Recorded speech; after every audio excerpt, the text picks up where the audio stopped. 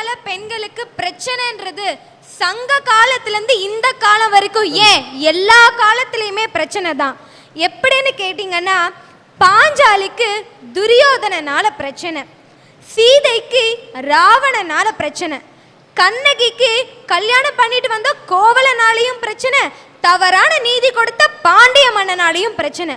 அவங்களுக்கு தான் அப்படின்னா தேவகிக்கு தான் சொந்த அண்ணனான கம்சனால பிரச்சனை. இதெல்லாம் ஏன் வருது அப்படின்னு பார்த்தீங்கன்னா, ஒரு ஆண் என்பவன் ஒரு பெண்ணை அதிகாரம் பண்ணணும்னு நினைக்கிறான், ஆதிக்கம் செலுத்தணும்னு நினைக்கிறான், எல்லாத்துக்கும் மேல அடக்கி ஆளணும்னு நினைக்கிறான். இந்த மாதிரி ஆம்பளைங்கனால பெண்களுக்கு என்னைக்குமே நிம்மதின்றதே இல்லை சார். எங்களுடைய பிரச்சனைன்றது கருவறையில இருந்து கல்லறை வரைக்கும் ஒவ்வொரு ஸ்டேஜ்லயுமே நாங்க போராடி தான் சார் வாழ்ந்துட்டு இருக்கோம். உங்களோட கருவறையில நாங்க போராடி கருவாகி உருவாகிட்டாலும் எங்களை சுமக்கிற தாய் தான் வயிற்றுல வளர்றது ஆனா பெண்ணான்னு தினம் தினம் செத்து பழைக்கிறா. எங்களை பெத்தெடுக்கும் போது செத்தே பழைக்கிறா சார். கருவறையில உங்களுக்கு என்னமா பிரச்சனை? உங்க குரோமோசோமோட நான் எங்களுடைய குரோமோசோம் சண்டை போட்டு போராடினாதான் முதல்ல எங்களுக்கு பொறப்பே, இல்லைன்னா எங்களுக்கு பொறப்பே கிடையாது சார். அங்கேயே ஆரம்பிச்சுட்டாங்க சார் இந்த ஆம்பளை பசங்களோட சண்டை போடுறதுக்கு.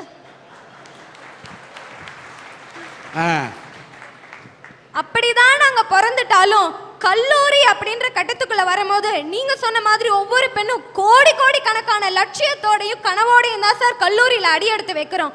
ஆனா எங்களோட படிக்கிற சக மாணவர்களை எவனாவது ஒருத்தர் எங்களை விரும்பினா உன்னை விரும்புறேன்னு கூட நேரடியா சொல்றதுக்கு அந்த பையனுக்கு தைரியம் இருக்காது. ஆனா அவன் ஃப்ரெண்ட்ஸ் கிட்ட எப்படி தெரியுமா சார் சொல்லுவான், டே மச்சி இது ஏன் ஃபிகருடா, டே மச்சி இது ஏன் ஆளுடா, எவனும் பார்க்க கூடாதுடா, அப்படிதான் சொல்லுவான். அந்த பொண்ணு நட்பு ரீதியா யதார்த்தமா வேற ஏதாவது ஒரு பையன்கிட்ட பேசினா கூட அதை பார்த்து அவனுடைய ஃப்ரெண்ட் இவங்கிட்ட போய் என்ன தெரியுமா சொல்லலாம், டே இன்னைக்கு ஓலு வேற எவன் கூட கடலை வறுத்துட்டு இருந்ததுடா. இப்படி கேவலமா தான் பெண்களை சித்தரிக்கிறீங்க. அந்த ஃப்ரெண்ட்ஸ் வட்டத்துக்குள்ள அந்த பொண்ணை பத்தி என்ன இமேஜ் தெரியுமா சார் இருக்கும், இவங்க ரெண்டு பேரும் லவ்வர்ஸ்னு ஒரு தவறான இமேஜ் இருக்கும். ஏதாவது ஒரு பொது நிகழ்ச்சியில அந்த பொண்ணையும் பையனையும் இணைச்சு இவனுங்க கிண்டல் அடிக்கும் போது தான் அந்த பொண்ணுக்கே அந்த மேட்டர் தெரிய ஒரு நம்மளை பத்தி தான் இந்த மாதிரி கிண்டல் அடிக்கிறாங்கன்னு. அதனால அந்த இடத்துல அந்த பெண் எந்த அளவுக்கு மனசு பாதிக்கப்படுவா. அந்த மாதிரி ஒவ்வொரு பெண்கள் கிட்டையும் கேட்டு பாருங்க சார், ஆண்களால பெண்கள் எந்த அளவுக்கு பாதிக்கப்படுறாங்க அப்படின்னு. சார், காக்கா கரண்ட் கம்பத்துல உட்கார்ந்திருக்கு, அதனால அது கரண்ட் பில் கட்டுதா? கழுதைக்கும் கல்யாணம் பண்ணி வைக்கிறோம். அந்த கழுதை என்னைக்காச்சும் கோர்ட் வாசல்ல டைவர்ஸ் கேட்டு போய் நிக்குதா? நிக்கல. எரும மாடு வாங்கணும்னு நம்ம லோன் கேட்டு பேங்க்குக்கு போறோம், எரும மாடு தனக்கு லோன் கேட்டு பேங்க்குக்கு போகுதா? போகல. பறவைங்க எல்லாம் வெளிநாட்டுல இருந்து வேடந்தாங்களுக்கு வருது, பாஸ்போர்ட் விசா இல்லைன்னு வெளிநாட்டிலேவா இருக்குது? முயல்லாம் அவங்க கூட்டத்தோட குடும்பத்தோட பொந்துக்குள்ளார இருக்கு. இந்த முயல் கூட்டத்திலேயாவது மாமியார் மருமகள் சண்டை நடக்குதா? விலங்குகள்லாம் பிரச்சனை இல்லாம தன்னுடைய சூழ்நிலைக்கு தகுந்த மாதிரி வாழ்க்கையை வாழ்ந்துட்டு இருக்கே. ஆனா இந்த மனுஷன் மட்டும் பிரச்சனைன்னு கத்திட்டு இருக்காங்களே, என்ன சார் பிரச்சனை? புல் இருக்கிறது மான் சாப்பிடுறதுக்காக, மானை படைச்சிருக்கிறது புலி சாப்பிடுறதுக்காக. புலி தேர்ந்து எப்படியாச்சும் தப்பி ஓடணுங்கிறது தான் மானோட வாழ்க்கை.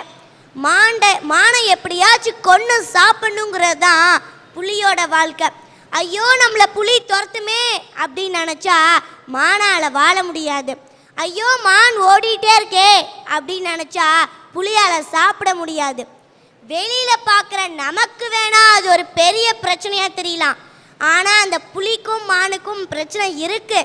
அந்த பிரச்சனையை சமாளிச்சுட்டு இருக்குது. வாழ்க்கையை மட்டும் நம்ம சரியாகவும் தெளிவாகவும் புரிஞ்சுக்கிட்டா யாருக்கும் யாராலும் பிரச்சனையே இல்லைன்னு தான் சார் நான் பேச வந்திருக்கேன். சபாஷ். என்ன அற்புதமா, கடுகு சிறுத்தாலும் காரம் குறையாது என்று சொல்வார்கள். அப்பனைக்கே பாடம் சொன்னா முருகன் கேள்விப்பட்டிருப்போம். ஒரு சின்ன குழந்தை, அவர் பள்ளிக்கூடத்தில் படிக்கக்கூடிய ஒரு பெண், அந்த பெண் குழந்தை என்ன அழகா இங்க பேசுது பாருங்க. திறமை என்கிறது அது ஒரு பொக்கிஷம். மண்ணுக்குள்ள இருக்கிற வைரம் மாதிரி ஒவ்வொருத்தட்டும் அந்த திறமை இருக்கு. அந்த வைரம் புதைந்திருப்பதை போன்று எத்தனையோ பேரோட திறமை புதைஞ்சிருக்கு. ஆனால் இங்கே ஒரு வைரமாக மின்னிய இந்த திவ்ய பாரதியை பார்க்கும்போது மனதார பாராட்டு. திருமணம்ன்ற ஒரு புனிதமான பந்தத்தை கூட கமர்ஷியலைசேஷனை பூர்த்தி பிசினஸ் ஆக்கி வச்சிருக்காங்களே ஆண்கள். இந்த மாதிரி ஆண்களால எத்தனை பெண்கள் இன்னும் கல்யாணம் ஆகாம முதிர் கன்னிகளா வாழ்ந்துட்டு இருக்காங்க, மூத்த குழந்தைங்க. அந்த மாதிரி மூத்த பெண்ணா பிறந்த ஒவ்வொரு பெண்ணுக்கிட்டையும் போய் கேட்டு பாருங்க சார், ஆண்களால பெண்கள் எந்த அளவுக்கு பாதிக்கப்பட்டிருக்காங்கன்னு.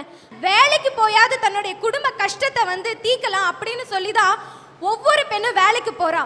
ஆனா வேலைக்கு போற இடத்துல ஒரு சில ஆபீஸ்ல ஒரு சில பெண்கள் எவ்வளவு சித்திரவதைகளை அனுபவிக்கிறாங்க தெரியுமா சார்?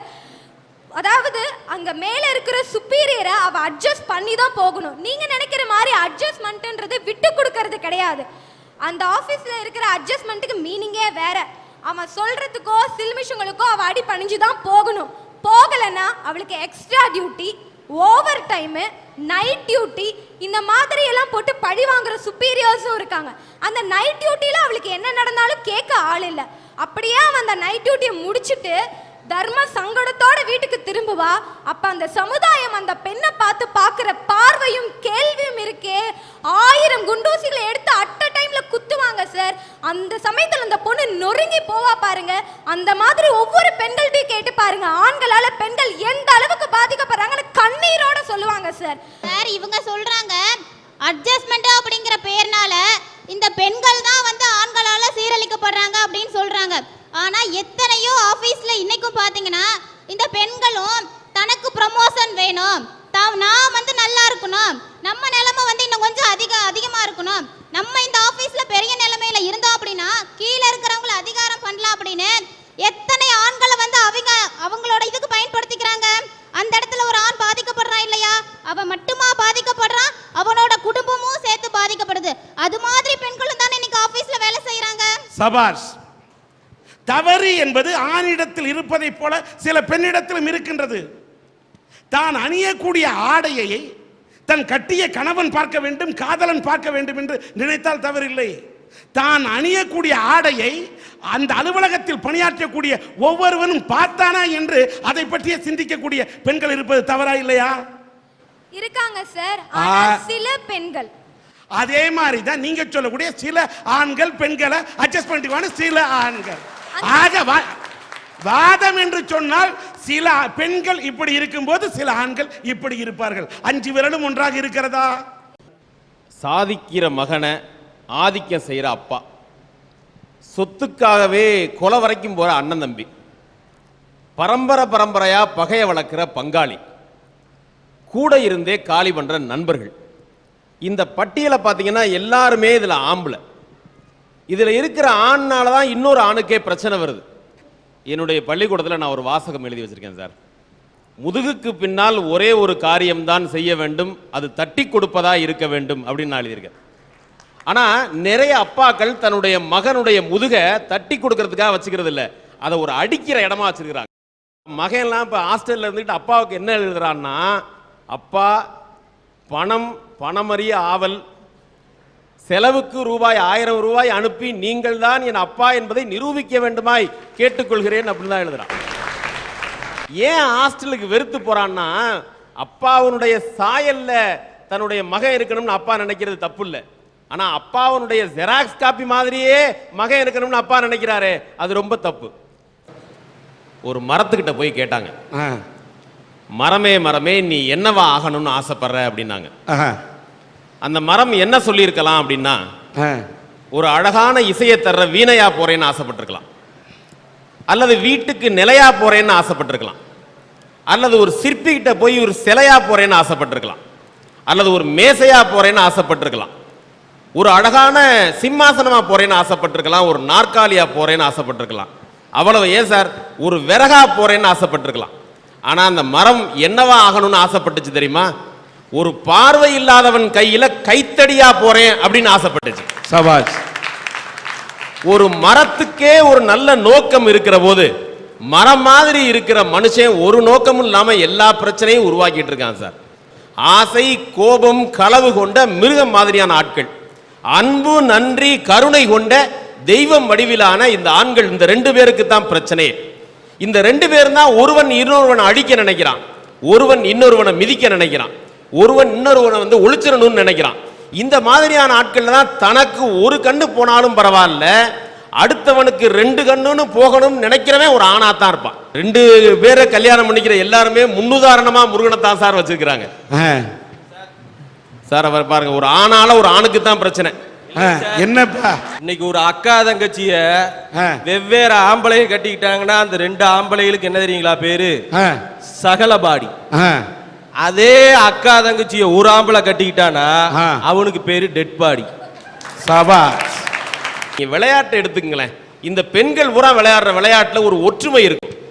ரொம்ப அழகா விளையாடுவாங்க, கூட்டாஞ்சோறு விளையாடுவாங்க, பல்லாங்குழி விளையாடுவாங்க, நொண்டி ஆடி விளையாடுவாங்க, பாண்டி ஆட்டம் விளையாடுவாங்க, ஒரு பந்தை தூக்கி போட்டு பிடிச்சி விளையாடுவாங்க. ஆனா அந்த பசங்க விளையாடுற விளையாட்டை பார்த்துருக்கிறீங்களா? அவன் வந்து கூடைப்பந்துன்னு ஒன்று விளையாடுவான், பேஸ்கெட் பால்னு. இவங்க பந்தை போட்டு பிடிச்சி வர்ற விளையாட்டை அவன் பறிச்சு விளையாடுவான். அதே மாதிரி கிட்டிப்புல்லுன்னு ஒன்று விளையாடுவான், கிரிக்கெட் விளையாடுவான், ஹாக்கி மட்டையை வச்சு விளையாடுவான், காலை வாரி விடுற கபடியை வச்சு விளையாடுவான்.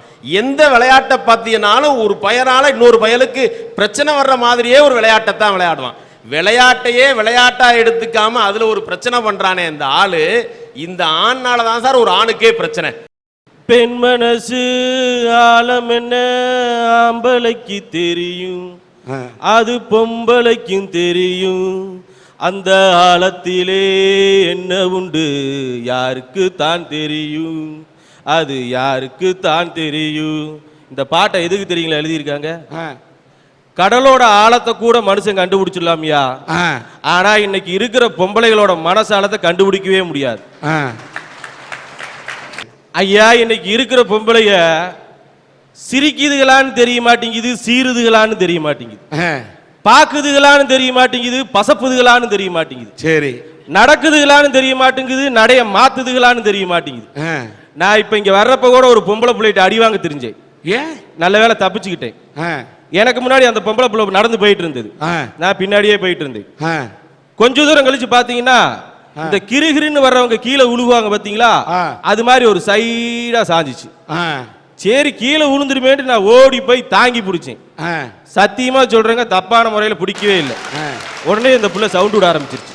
நான் கேட்கிறேன், அந்த பொண்ணு டொக்கு டொக்குன்னு ஐகிட்ஸ் போட்டது நட, உடனே ஓ நடையில எதுக்கு தடை? சார் ஒரு மனிதாபிமானத்தினால தான் சார் பிடிச்சேன். இந்த மனிதாபிமானம் யாராவது வயசான ஒரு பெருசு உடம்பு சரியில்லைன்னு தள்ளான்னா அங்கே காட்டா நல்லா இருக்கும். பெருசு போனா கண்டுக்க மாட்டேங்கிற, இலசு போனா கண்டுக்கிறிய, என்னப்பா நீ? சார் யாரு போனாலும் ஆம்பளை தாங்கி பிடிப்பேன் சார். அப்படியா? ஆமா. அப்ப பெரிய சுமை தாங்கின்ற நீ? ஆமாங்க. சரி, தாங்கி பிடிச்சா என்னாச்சு? இந்த புள்ள சவுண்ட் விட ஆரம்பிச்சிருச்சு. எப்பவுமே புள்ளை சவுண்ட் விட்டா 4 வீணா போன ஆம்பளை முன்னாடி வந்து நிப்பாங்க. அந்த 4 பேர் என்னை பார்த்த பார்வை என்ன தெரியுங்களா? இந்த நந்தாபுரத்துல சூர்யா பாக்குற மாதிரி இப்படி கழுத்தை ஒடிச்சுக்கிட்டே பார்த்தாங்க. நான் என்னமா அந்த புள்ள கையை பிடிச்சி இழுத்த மாதிரி. நான் அந்த புள்ளையிட்ட கேட்டேன், ஏமா நீ கீழே உழுகுற மாதிரி போன, அதனாலதானே நான் உன்னை தாங்கி பிடிச்சேன்னு. இல்ல, நாங்க ஹை ஹீல்ஸ் போட்டோம்னா நடக்கிற நடையே அப்படித்தான் நடப்புங்குது. இன்னைக்கு இருக்கிற பொம்பளைகளை தெரியாம தான் கேட்கிறேன், இந்த 1.5 அடி ஒசரத்துக்கு நீங்க ஹை ஹீல்ஸை போட்டுக்கிட்டு ரோட்ல நடக்கிறத பார்த்தா நார்மலா நடக்கிறீங்களா இல்ல தண்ணி போட்டு நடக்கிறீங்களான்னு எங்களுக்கு தெரிய மாட்டேங்குது. மேல சார், இந்திய மக்கள்ல, உலக மக்கள்ல நிறைய பேர் கும்பிடுற கடவுள் யாரு தெரியுங்களா? சொல்லுங்க. இயேசுநாதர். ஏன் தெரியுமா? அவருக்கு இன்னும் கல்யாணமே ஆகல. இந்திய மக்கள்ல நிறைய பேர் கும்பிடுற சாமி யாரு தெரியுங்களா? பிள்ளையாரு.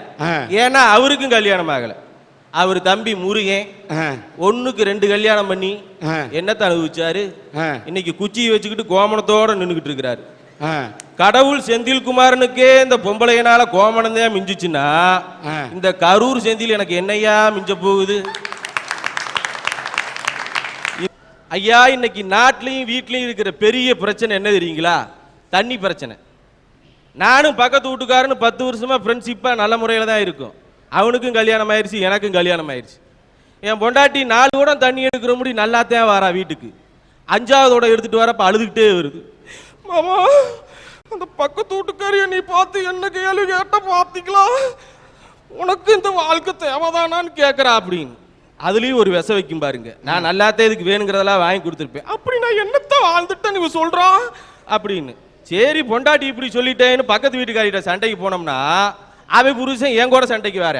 நாங்க 2 பேரும் அடிச்சுக்கிட்டு மண்டையை உடைச்சுக்கிட்டு கோர்ட்டுக்கு போனோம்னா சண்டையை ஊசி புட்ட இதுக பகுமானமா வீட்டுல உட்கார்ந்து கணவருக்காக சீரியல் பார்த்துட்டு உட்கார்ந்து இருக்குதுங்க. நொந்து போய் வீட்டுக்கு வந்தோம்னா உடனே கேட்கும், இந்நேரம் முடி எங்க போயிட்டு வர்ற? காலையில கம்பெனிக்கு போன் பண்ணு, வேலைக்கு போகலையாம்ல, அவன் அடிக்கடி கோர்ட்டுக்கு போறியாம்ல, அங்க வேலை வச்சிருக்கிற அப்படிங்குது. ஏய் என்னடி அப்படின்னு சவுண்ட் விட்டோம்னா என்ன ரொம்பத்தையும் எகிரி பேசுற அப்படிங்குதுங்க. ஏமா புருஷன் நீ இப்படி பேசலாமான்னா என்ன ரொம்பத்தையும் பம்புற, அப்ப வச்சிருக்கியா அப்படிங்குது. சரி வீட்டில் தான் இந்த தண்ணி பிரச்சனைன்னு பார்த்தா நாட்டில் நதிகள் இணையலைங்கிறீங்க. எல்லா நதிக்கும் பொம்பளை பேரை வச்சா எங்கய்யா இணைய போகுது?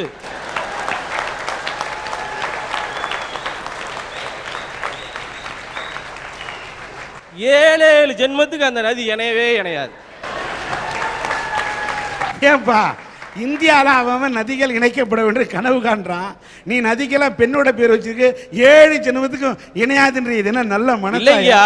அடுத்த வாரம் பிரதமருக்கு ஒரு லெட்டர் போடலான் இருக்கேன். என்ன ஐயா எல்லா நதிக்கும் ஆம்பளை பேர் வைங்க, 10 நாள்ல எல்லா நதியும் பாஞ்சுக்கிட்டு ஓடும்.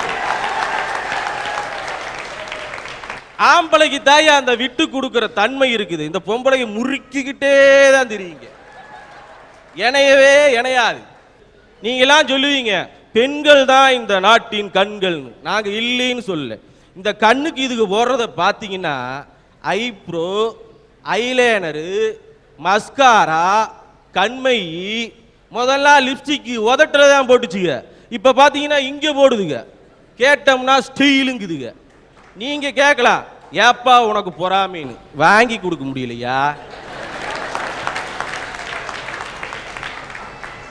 ஐயா இப்ப லிப்ஸ்டிக் பொம்பளைய போட்டுச்சுன்னு வச்சுக்கீங்களேன், பக்கத்து வீட்டு நாய் ஓடியாந்துருது. இந்த கண்ணாடி முன்னு நின்று அந்த லிப்ஸ்டிக் இப்படி இழுத்துக்கிட்டு மம்முங்குதுங்க, பக்கத்து வீட்டு நாய் ஓடியாந்துருது.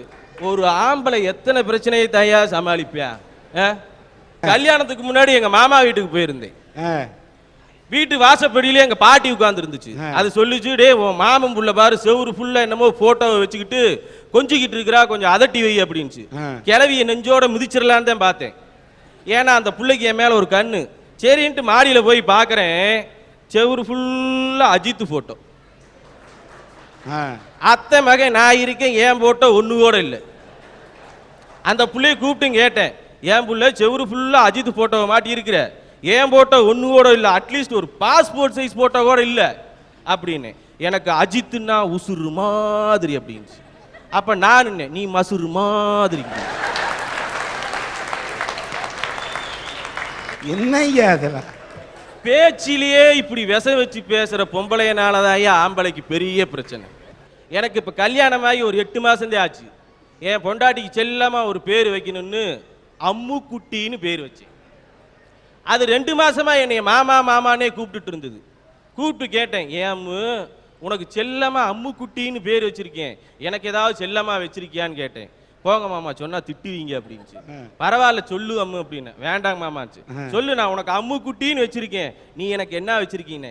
நான் கருவா குட்டின்னு வச்சிருக்கேன். ஆம்பளைகளை இப்படி மட்டம் தட்டி பேசுற பொம்பளைனாலதாயா அன்னைக்கு ஆம்பளைக்கு பிரச்சனையே. ஐயா ஒரு குழந்தை பிறந்தோன்னே அந்த குழந்தை தாயினுடைய மூச்சு காற்று படக்கூடாதுன்னு குழந்தையை தள்ளி வச்சிருப்பாங்க. இந்த உரம்பரைக்கு வர்ற பொம்பளை வந்த ரவுசு அந்த குழந்தைய பார்த்தோன்னு சொல்லுங்க, கண்ணை பாரு அவங்க அப்பத்தாரு மாதிரியே இருக்கு, மூக்க பாரு அவங்க அத்தை மாதிரியே இருக்கு. பின்னாடி ஒருத்தர் நிற்பான், ஏன்டா பெத்தவன் நான் இருக்கேன், என்னைய மாதிரி ஒண்ணு கூட இல்லையாடா அப்படி. அதுக்கும் புள்ள கருப்பா பிறந்துருச்சுன்னா உடனே சொல்லுங்க, அவங்க அப்பனை மாதிரியே கருப்பா தானே பிறந்திருக்குது அப்படின்னு. ஒரு உரம்பரைக்கு வர்ற பொம்பளை எங்களை படுத்துற பாடு இருக்குதுங்களே, அதுதாயா ஆம்பளைக்கு பெரிய பிரச்சனையே. ஒருத்தருக்கு கைகால் வரல பக்கவாதம், அவர் பசங்க நல்லா படிக்கிற பயலுக, பையன் 2 நாளைக்கு முன்னாடி வந்து சொல்றேன், அப்பா ஸ்கூல்ல பீஸ் கட்டி ஆகணும், எப்படியாவது எனக்கு பணம் ரெடி பண்ணி கொடு. அவருனால சம்பாதிக்க முடியாது, எதுவும் பண்ண முடியாது. ஒரு வெள்ளிக்கிழமை பொம்பளை அதிகமா வரக்கூடிய ஒரு அம்மன் கோவிலுக்கு முன்னாடி போய் நிற்கிறார். கோயிலில் முன்னாடி உட்கார்றாரு, சொல்லியே பிச்சை கேட்கிறாரு, ஏங்க என் பையனை படிக்க வைக்கணுங்க, ஏங்க என் பையனை படிக்க வைக்கணுங்க, ஏதாவது போடுங்கன்னு. காலையில 6 மணியிலிருந்து உட்கார்ந்துருக்காரு, நைட்டு 8:15 முடி. தட்டில் விழுந்த காசு எவ்வளோன்னா வெறும் 4000 ரூபா. அந்த 4000 ரூபாயை போட்டது யாருன்னா அந்த பொம்பளை கூட வந்த புருஷங்க. பொம்பளைங்க ஒண்ணுமே போடலை. ஒரு 8 மணிக்கு அவருக்கு தொண்டையில தாகம், தண்ணி தாகம், ஒண்ணுமே முடியல. சுத்தியும் பார்க்குறாரு, ஒரு குழாயி கடையே கண்ணியே எதுவுமே கிடையாது. கொஞ்சம் தூரத்தில் பார்க்குறாரு, ஒரு ஒயின் ஷாப் இருக்குது. அதில் அந்த குடிச்சிட்டு போகிற அந்த வாட்டர் பாக்கெட் இருக்குது பார்த்தீங்களா, அந்த பாக்கெட்டை ஒரு பிளாஸ்டிக் டம்ளரில் கொஞ்சம் கொஞ்சமாக ஊற்றுறாரு. ஊற்றி குடிக்க போகிறப்ப ஒரு சவுண்ட், மாப்பிள்ள அதை குடிக்காத மாப்பிள்ள அப்படின்னு. ஒயின் ஷாப்லேருந்து 3 பேர் ஃபுல் போதையில் வர்றேன். எதுக்கு மாப்பிள்ள இந்த தண்ணியை குடிக்கிறேன்டா, ஏன்ட்ட இருக்கிற தண்ணி குடி அப்படின்னு அந்த வாட்டர் கேனை கொடுக்குறேன். அந்த பிச்சை எடுத்து ஒரு குடிச்சிட்டு அழுகிறாரு. அவன் கேட்குறான் அந்த குடிக்காரன், ஏன் மாப்பிள்ள அழுகிற அப்படின்னு. இல்லைங்க, காலையிலிருந்து பசிங்க, என் பையனு 4 நாளாக பட்டினியாக இருக்கிறானுங்க, ஒன்றுமே பண்ண முடியலைங்க அப்படிங்கிறாரு. உடனே அந்த குடியாரன் சொல்கிறா, டே அந்த 2 பிரியாணி பொட்டல் இருந்ததுடா மிச்சம், அதை எடுத்து மாப்பிள்ளைகிட்ட குடுறா அப்படிங்கிறேன். அந்த பொட்டலத்தை வாங்கிட்டு குடியாரன் கேட்குறேன், ஏன் மாப்பிள்ள நீ பிச்சை எடுக்கிற, சம்பாதிக்க முடியாத அவனால என்ன. இல்லைங்க, கைகால் வரலைங்க, பக்கவாதம், பையனுக்கு ஃபீஸ் கட்டணுங்க, கொஞ்சம் கூட காசே இல்லைங்க அப்படின்னு. அந்த குடியாரன் சொல்கிறேன், உனக்கு எவ்வளவு பணம் வேணும்னு கேட்குறேன். 350 ரூபா நாளைக்கு நான் கட்டி ஆகணுங்க அப்படின்னு. இவங்கள்ட்ட இருந்த பணத்தை கலெக்ஷன் பண்ணி 500 ரூபா பணத்தை கொடுத்துட்டு சொல்கிறேன், மாப்பிள்ள நாளைக்கு காலையில் நீ போய் உன் பையனுக்கு பீஸை கட்டு அப்படிங்கிறேன். அப்போ அந்த பிச்சை எடுத்தவன் சொன்னா, காலையிலிருந்து அம்மன் கோயிலுக்கு முன்னாடி உட்கார்ந்துருதுங்க, அப்போ கூட கடவுள் என் கண்ணுக்கு தெரியல, ஆனா நீங்க குடிச்சிருந்தாலும் உங்க உருவத்துல கடவுள் என் கண்ணுக்கு தெரியறான்னு சொன்னானே.